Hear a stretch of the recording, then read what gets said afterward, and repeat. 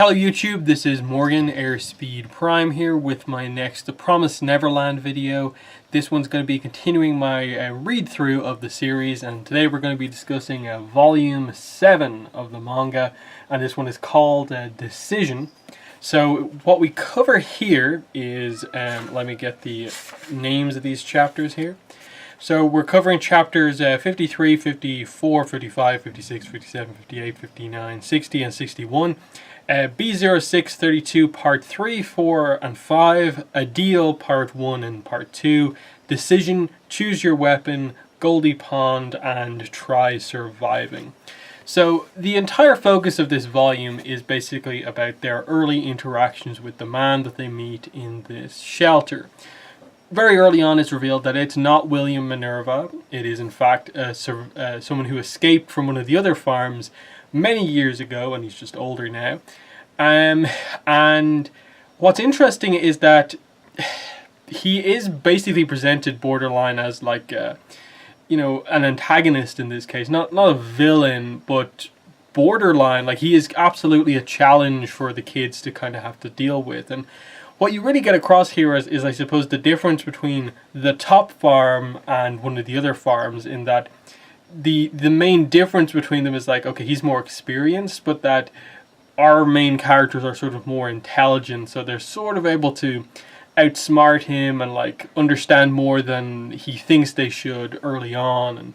And a lot of the interactions kind of come from that, and the little bits of setup that you get on what happened to him, and the fact that it's revealed that he escaped with lots of other kids, and he reveals early on that they're all dead, and he acts like he doesn't care, but very clearly he is deeply affected by that, and that's why he is the way he is. And that part of the way he's treating these kids is because of what happened in the past, and you're kind of waiting the entire time for like the switch to happen and to see, I suppose, what he's really like, and him to not be so harsh on them. But you kind of get why that is the way it is. So anyway, is it as good as last volume? I don't quite think so, because it's very just focused on just like his interaction with everyone else.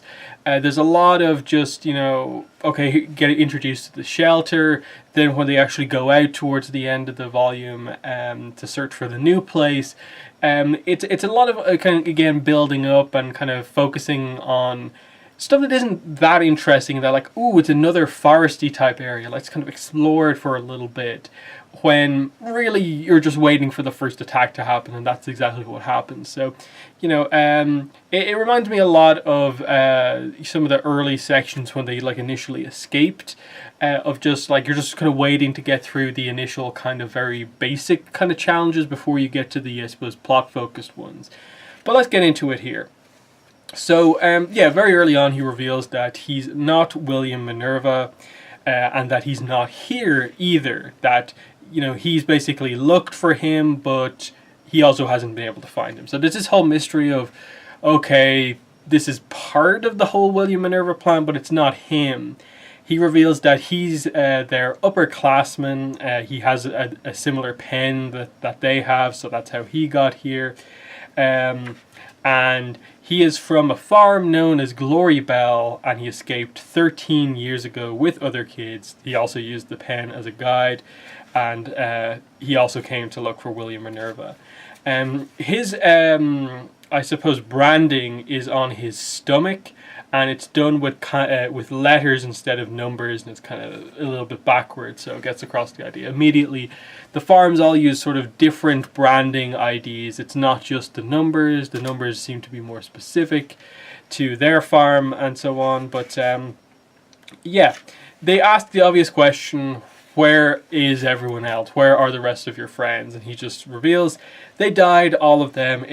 Now it's just me. And he immediately, you know, I suppose, cuts through the tension that line creates by kind of, you know, laughing a bit, kind of moving on quickly, saying that, look, I've long given up on finding Minerva. I'm living here happily. And he also knows that these are the kids who escaped from Gracefield 7 days ago. So, they retroactively explain a lot of how he knows this stuff later on, just by the other kids sort of looking around the shelter, and you immediately get this idea that he just wants to live in this shelter alone.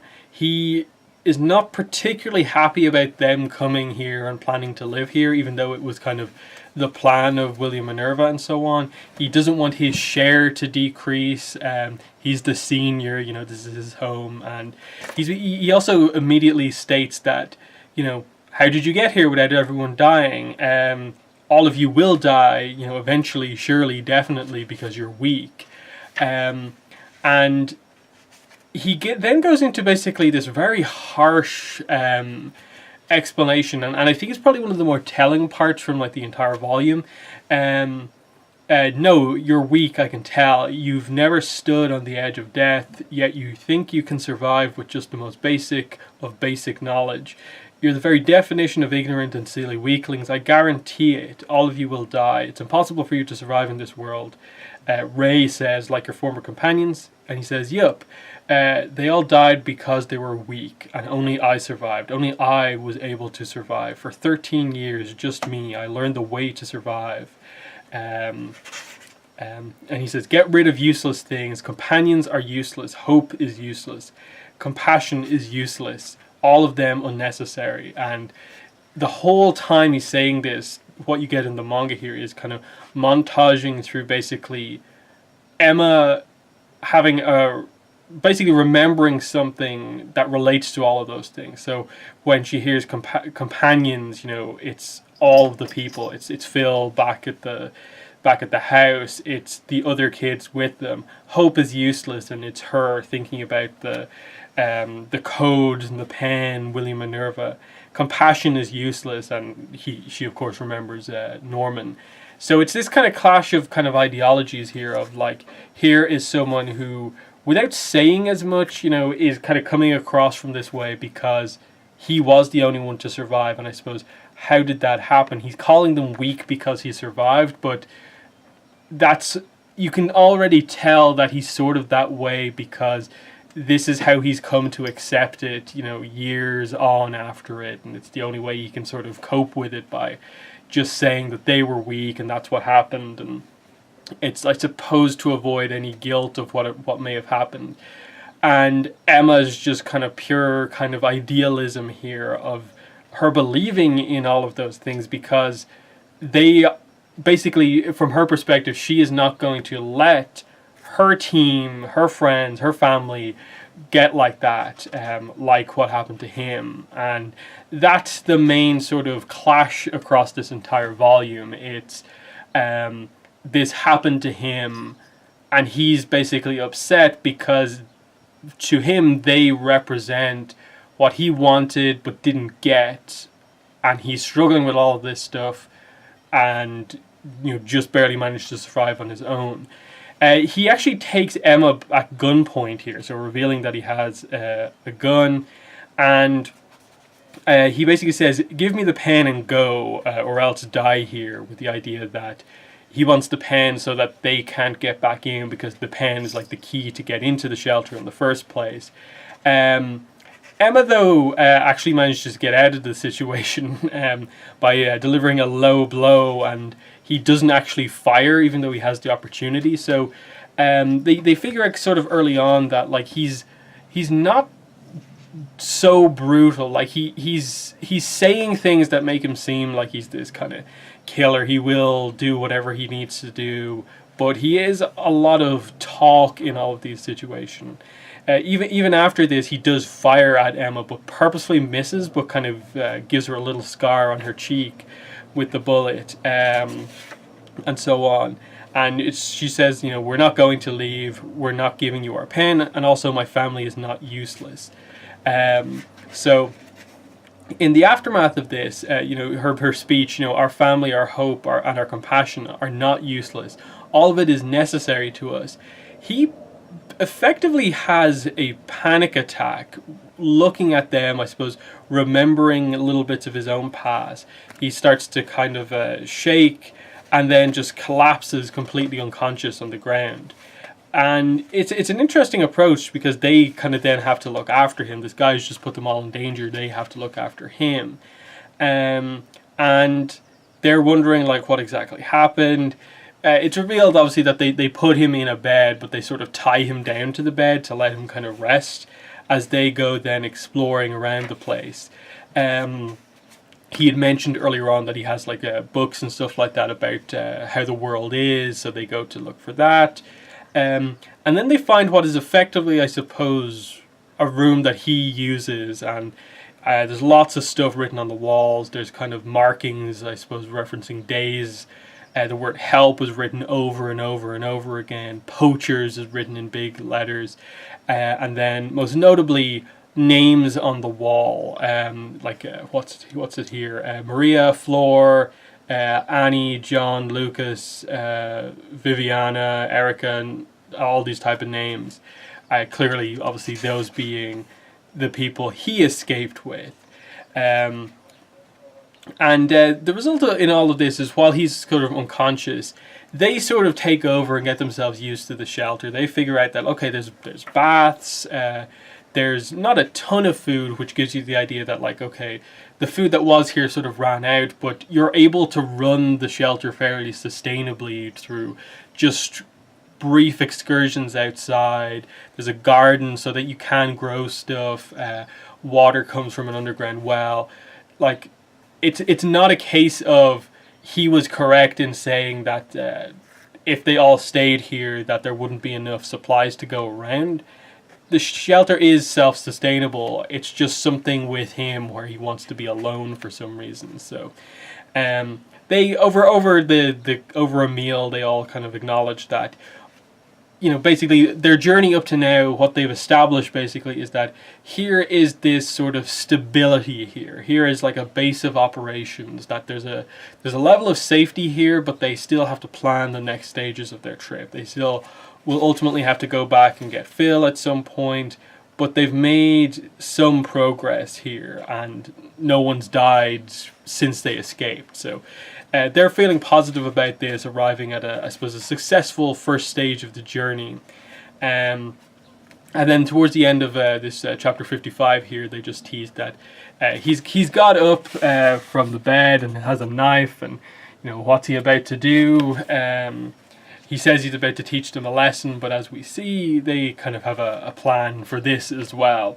And this is what this volume kind of ends up doing a lot. It's like he starts to plan something, and then it's revealed that the kids are actually like a step ahead of him, that they knew he'd do this, so they countered with this, and so on.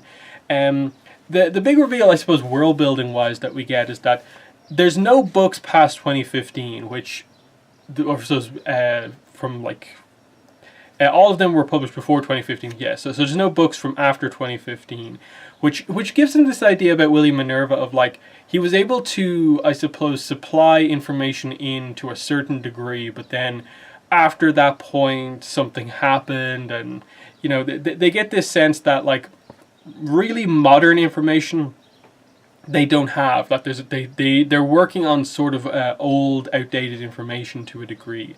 And this is where they, of course, had that whole 30-year thing from. That's why they were saying, like, what happened in the last 30 years, whereas they didn't realize that the world has always been this way to a degree, in that there's always been demons, but the separation happened like 1,000 years ago. So something has changed, though, somewhat recently, but it is still a case where the houses, the farms are getting human information in, but why is it only like super out of date information? So it's an interesting one, for sure, and what that means, and that Ray literally says it here. But any book that touches upon the promise or demons are practically ancient manuscripts. So he's talking about really, really old books that deal with that sort of stuff. There's a letter from William Minerva here as well, and it says, congratulations on your arrival. I'm sorry I cannot celebrate it with you in person. The shelter is yours. However, if you strive for more than a safe place to live, bring your pen and come here. A0863 William Minerva. So this reveals to them the next stage of, I suppose, what they want to accomplish. And we know, of course, that this is what they really, really badly want to do. And so it gives them some hope that there's another stage. It's not just here's a safe place to hide out on your own, and there's a certain, niceness to that, but they have a lot more to accomplish, and so this is something that needs to be done. And Ray and Emma begin to talk again, and they realize that this trip is dangerous. We shouldn't all go if that's the case, and they have to decide that this is something that only those two can go on. So even though they were sort of warned about it from the others in the last volume, they have to convince them once again that no, in this specific case it is best that only a couple of us go out here to figure this out, because they now have this sort of shelter of safety. But they say here, we're newbie weaklings after all, so we're going to ask our experienced upperclassmen to help us. So the big sort of, a twist is like after this kind of less than ideal meeting with someone who else has also escaped, they're now going to ask for his help in getting to 0863.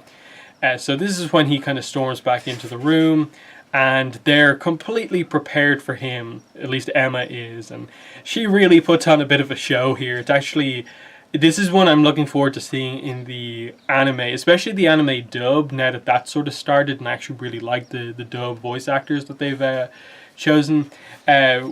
She just greets him with, "Good morning, sir, let's make a deal." And he has a knife obviously behind his back, but she's sort of completely prepared for this. It's actually really well done. She introduces herself properly. "Let me introduce myself. I'm Emma. What's your name, sir?" And he's like, "Get out. I don't intend to tell you my name. There's no need for it." And over the course of this entire volume, we don't actually get his name, so that's interesting. So she brings out a chair, is like, "Sit." "Well, I'll sit." She asks Gilda to leave for now. And she apologizes for strapping him to the table and then taking the cookies. But she has soup for him and is immediately like, "It's not poisoned or anything like that. It's good." And she drinks some herself. She's almost coming across as like the villain in charge, even though like she's like the main hero. It's just a fun dynamic that she's the show she's putting on here. She reveals that they actually made this soup with the ingredients that they brought. They didn't use any of his food, and that they'll continue to secure their own food supplies. They'll use the least amount of rooms, water, and electricity that we can. He still is not happy. He doesn't want to share the shelter. But she's like, yeah, we're not actually arguing about that. Those are just formalities. Before we make a deal, because I know you don't really care about the supplies being limited and stuff, right? And this is where they kind of go through the explanation of like how they knew that he has this whole different reason for why he doesn't want to share the place. It's nothing to do with supplies and so on. So she reveals that she wants him to be their bodyguard on the mission because she knows that he's strong, because he's managed to survive for 13 years on his own, and that he goes outside obviously and knows all of this stuff. And they know he's fit because when he revealed his markings to them, it's revealed that he was actually super muscular. So a lot of little things that they've noticed, and this is sort of the point where he begins to realize, I suppose, like what he's dealing with here. These aren't just a bunch of kids. Like, these are highly intelligent, highly adaptable kids who have done well to survive this far and are just learning completely as things go. So she brings up the letter. He still is refusing through all of this. He then brings out the knife. Ray pulls out a gun. He slides it over to show that they're not there to sort of fight or anything like that, but is then revealed that he has this kind of detonator thing. He's like, "Yeah, we're not holding your life hostage, sir, but we found this in the back of the reference room, perhaps to protect the secrets just in case the demons find this place. The wires were cut and it took me a while to fix them.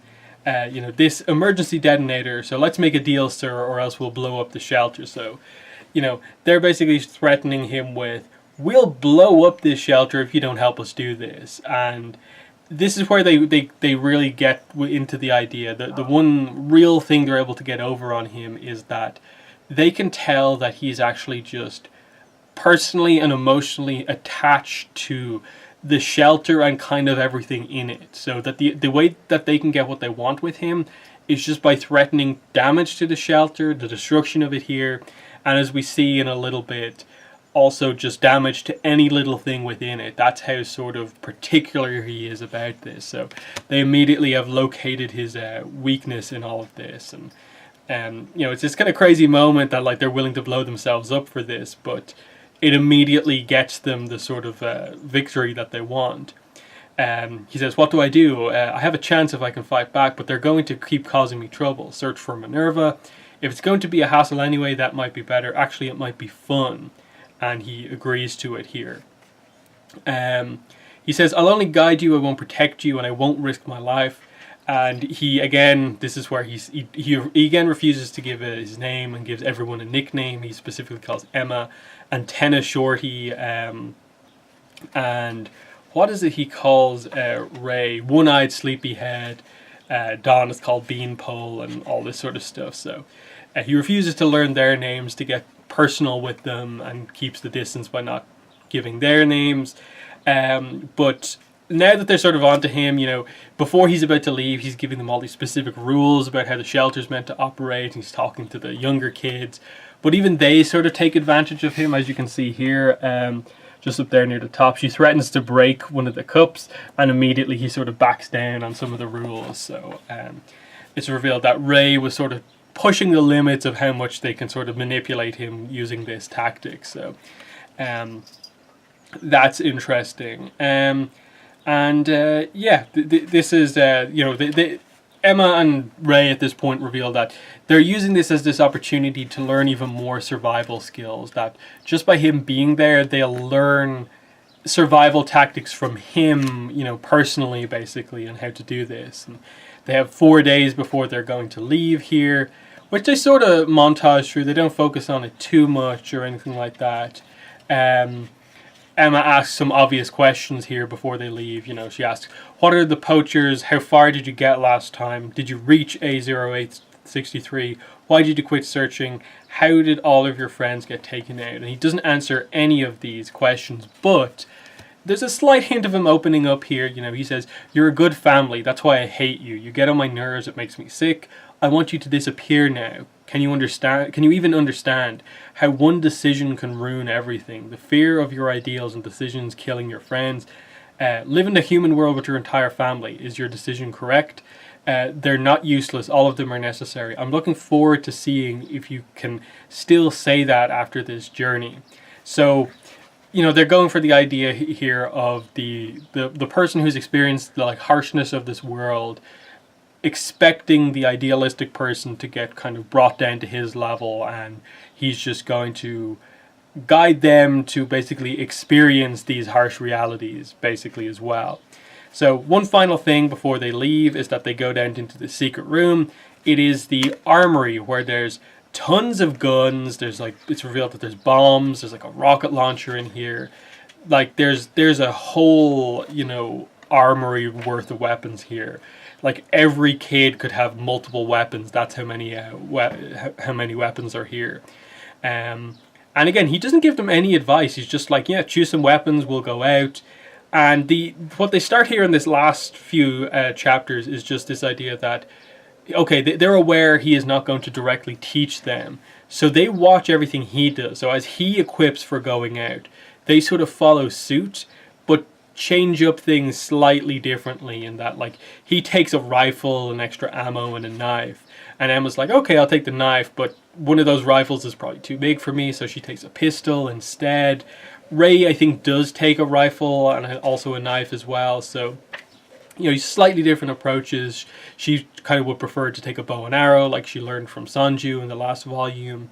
As they sort of briefly discuss, you know, how he found this place, because like you have to activate a special switch near the piano to get into this room and so on. There's a fun little moment here of Emma considering, where is it here? Yeah, here. They're considering taking the like bazooka basically with her, but obviously realizing that the backblast would probably be a problem for her, and it's not ideal in any way. So yeah, they're just kind of agree, you know, they'll both make it back alive and all of this. And just before they leave, I think a really nice moment here, because again, it sort of feels like they're doing this thing where like, okay, here's the main characters doing the main character things while all these side characters just get left out. But Gilda gets this sort of chance to shine here. She speaks up just before they leave, and she basically demands that this guy brings both of them home safely. And that, he says, are you asking for a favor? I have no reason to comply. And she says, no, I'm stating my intention. If both Emma and Ray don't come back alive, then I'll blow up this shelter. So she's making a threat here, and this actually does pressure him into, I suppose, changing his approach. And that, as we find out as we just go along here, he is actually planning, his initial plan was to either have both of them die as like accidents or have at least one of them die. But this puts this huge pressure on him to like, how is he going to get rid of the two most troublesome members of this group and get the shelter back to himself when he's going to have to leave while all the other kids are back in the shelter. If they don't come back, the shelter's getting blown up basically here. So it's a nice move from Gilda, even if it wasn't completely planned on their part. But they do then go out, and it's revealed that they just take off running immediately. They kind of struggle to keep up with obviously a fully grown adult, but they do just about manage it, and you get moments of him actually being impressed with them and that they're able to keep up. The fact that they're able to figure out all these little things on their own as it's going on. And yeah, it's revealed here. Where is it here? I'll let them see reality and offer some help. After one of them dies, he says, I'm going to have one of them die. And again, they do the thing again, like that Emma and Ray were prepared for this. Emma just goes to him, or is just like, Emma says it, I think. Yeah, but I think he'll just let us die instead of killing us. I don't think he's the type of person to kill, even if he could. Ray says, the geezer's going to move to kill one of us, not both. And what we get here is Emma saying, like, I don't think he's a bad person. He's just suffering, but he can't do anything about it. And we get basically the dynamic of the three characters presented here. And I think a really nice kind of page with 3 panels. Emma says, the idea is like the best thing to do is follow him without getting killed. But if possible, I'd like to know him and talk without playing games. His perspective, the adult here, where, how, and which one will I kill? And then Ray says to Emma, basically, you're too naive, it doesn't matter. It doesn't matter if he was originally a good person. I won't let him kill Emma or any of the others. Worst case, I'll kill him myself. So that's the dynamic within this group as we go on. They make it to the forest. He reveals that their destination is called Goldie Pond, and that they're going to have to go through an area where there are man-eaters, so these kind of demon-esque beasts, and that this is their first real challenge that they're going to have to deal with here. So the main thing we get here is that him figuring out which one he's going to kill, and that he figures out between the two of them that, like, okay, Ray is the more intelligent one, but like Emma's the sort of leader, so he's still wondering which one to kill. Suddenly they are attacked, and Emma looks like she's just about to be killed. They even like show a page more or less of like the idea of like what they almost think has happened, which is like her getting her head ripped off, when in fact like she tucks her head like really suddenly down into her coat. But he actually shoots the creature and saves them in a way, so he sort of surprises them in how he did it. But they suddenly realize in this moment just how intense this is going to be. He says, you thought you died, right? And you would have. You couldn't even pull the trigger. So even though they have weapons, she couldn't bring herself to actually shoot it or anything like that. So it's revealed that these creatures can regenerate, and it's going to call for its friend. And they're just stuck up in the tree here as more of these kind of creatures arrive. And Ray and Emma are sort of terrified about this, but his approach is like, so let this hellish journey begin. Your lives are in my hands. Try surviving this, you brats. So he considers this like a good position for him, in that, I suppose they didn't think he would actively put himself in risk to sort of take them both out. Like, they thought he was going to be like super, super cautious throughout all of this and maybe do it himself. But like, this looks like the perfect situation where like he's in complete control. he knows how to survive himself. They don't really know how to survive in this situation, and so on. But that's the sort of cliffhanger ending.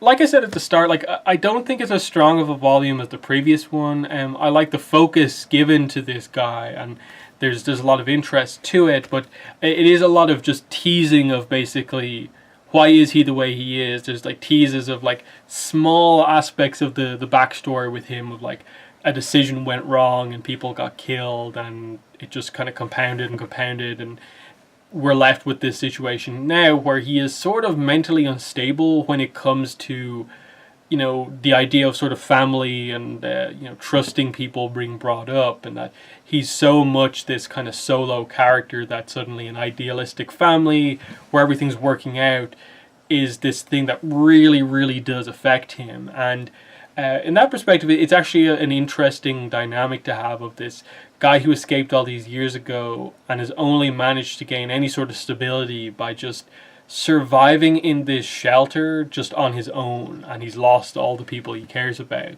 And then suddenly this group comes into his life and it's kind of messing things up again. They want to do all this extra sort of stuff that I suppose in his mind got them, his friends, killed, and it sets up like a potential for like character development, and specifically here, of course, who's he going to target? Is he going to target Ray? Is he going to target Emma, or what?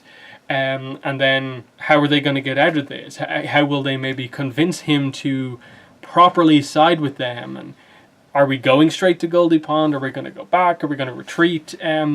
There's a lot of things to definitely think about just with where the kind of series is at this point, with just like pretty much everyone safe in the shelter. And I ultimately think it's something they had to do, because there was realistically no way you could just have it be this journey with so many characters just constantly on the go. So you have to have that sort of base of operations, I think, to just allow you to limit the cast a little bit at points to allow people to stand out. Because so yeah, you have like your four, I suppose, noted characters at the moment, with your main two of Emma and Ray, but then you also sort of have as like the secondary leaders of the group in Dawn and Gilda, and then for the most part the rest of the kind of kids that have escaped, none of them particularly obviously like stand out in any like particular way, at least just yet. They haven't really created too much of a focus on them. There's been like, you know, little bits and pieces about like, oh, like Anna and the hair and, you know, things like that, but that's really like about it. So like there is a lot of stuff that you kind of ultimately do have to like lower it down to only being a certain few characters that you're dealing with. And I think that's what, you know, the shelter allows you to do here, to give kind of the renewed focus on like your main characters, while giving you an out to sort of ignore the other characters for a while. So yeah, that's really all I have to say about this volume. You know, I definitely think things, you know, pick up again as the next volume and the volume after that kind of go on. But you know, there is a couple of slower parts here in terms of it being like it's a very detailed initial introduction to this character, and you know, there's you know, looking around the shelter, looking around this section of the shelter, and you know, there's some slower parts in this, but the core of what it does, I think, is very, very strong. So yeah, you know, Volume 7, very positive, and we'll move on to Volume 8 next week. So that's been the video. Thanks for watching, and bye.